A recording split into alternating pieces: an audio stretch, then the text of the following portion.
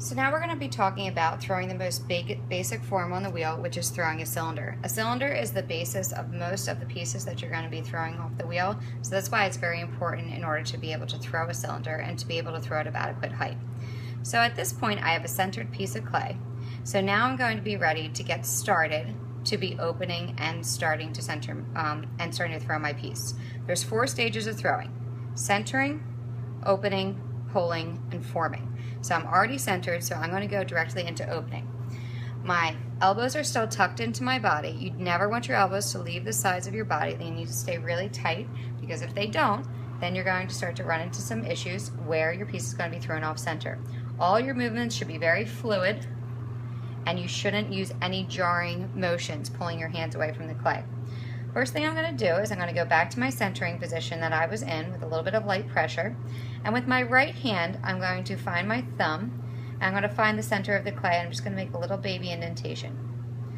My right hand is guiding my thumb. It's always a hand over hand effect. You never want one hand to be flying freely. If so, that could run you a risk of going off center. So now that I have this indentation, I'm ready to make this indentation a bit deeper.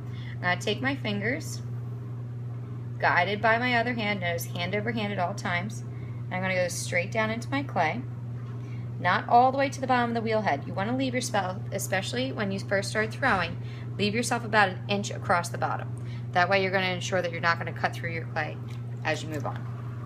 So I'm going to just kind of compress this top here to make it a little bit flatter. So now I'm going to get ready to make this opening wider. Now I'm going to be doing a cylinder, and my goal is to get a decent amount of height here, so I'm not going to be opening my base too wide. My fingers, my right hand, are going to go inside, and I'm actually going to make a little bit of a hook with it, just like this. My right hand, or my left hand, is going to be going over top, and I'm going to be moving the hand straight back towards my belly button, nice and slow and steady. Don't let your hands get away from you, and follow with your clay. You need to control the clay. So I'm just going to pull straight back to make my opening slightly wider. Okay, so that's pretty good. That's wide enough for my cylinder. Now I'm going to want to compress my base. If you don't compress your base, you can run the risk of getting an S-crack. So I'm going to take that hook hand that I had like this, and I'm actually going to flatten it out nice and flat. Guided by my other hand, I'm going to press into the bottom of the clay, and I'm going to move it straight forward to the center.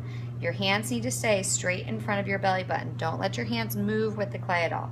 So I'm going to hold steady, and I'm going to push forward towards the center and do something I call making the tornado. So you just kind of compress the base, and you take that little bit of clay off, and that's going to ensure that you're not going to get that S-crack later.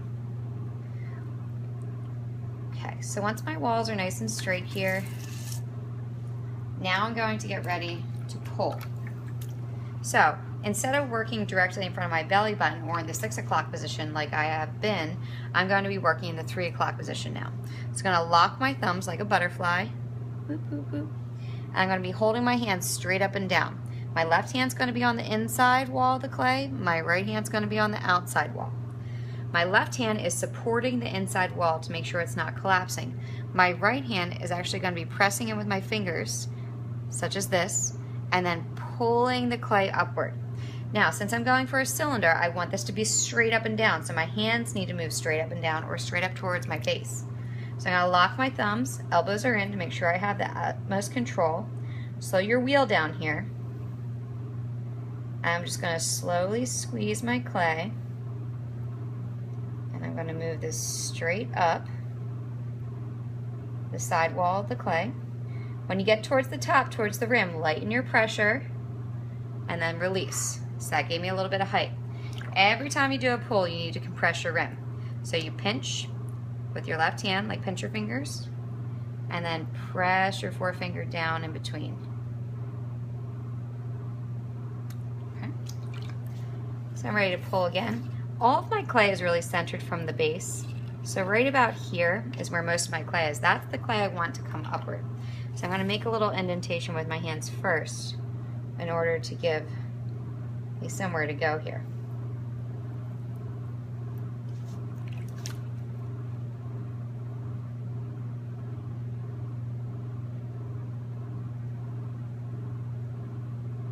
And lighten your pressure at the top. press your rim.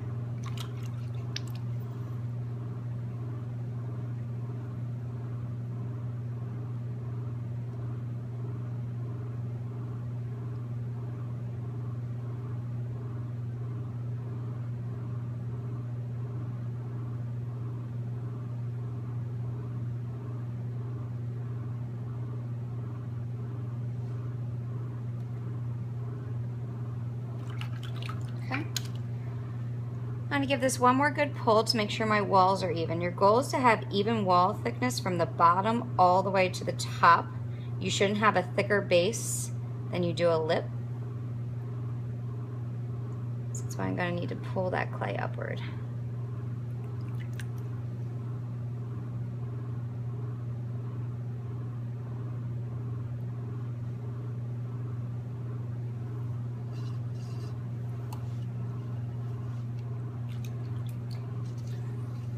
One more for good measure.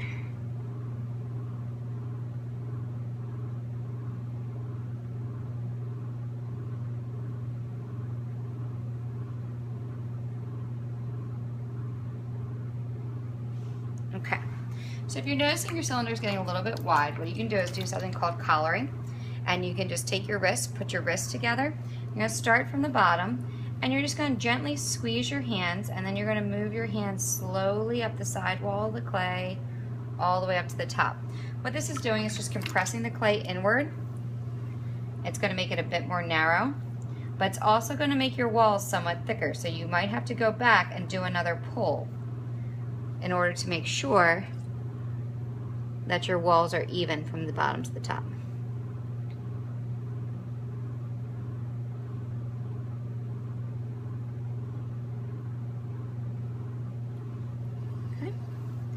Alright, so I'm just going to compress my rim and clean that up for a second. I can take my rubber rib at this point, and I like to use the flat side of my rib.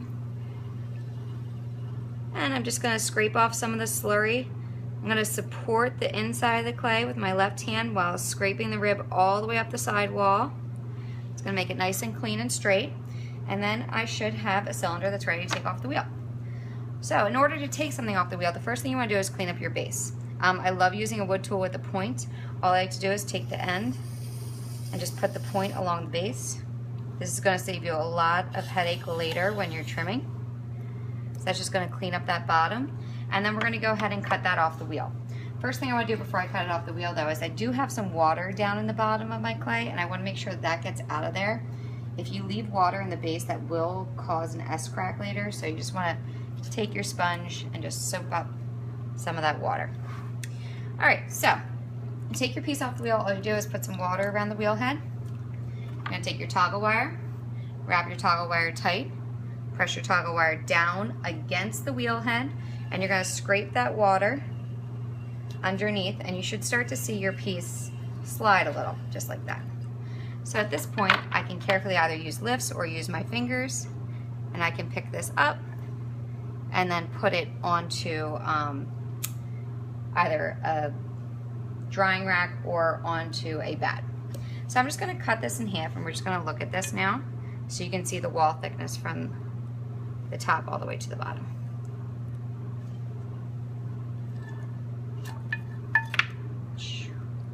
So you should have nice even walls all the way from the top to the bottom. Could have probably pulled a little bit more right here, but in general that's a pretty solid cylinder. Ready to go. All right, and then I can just destroy that.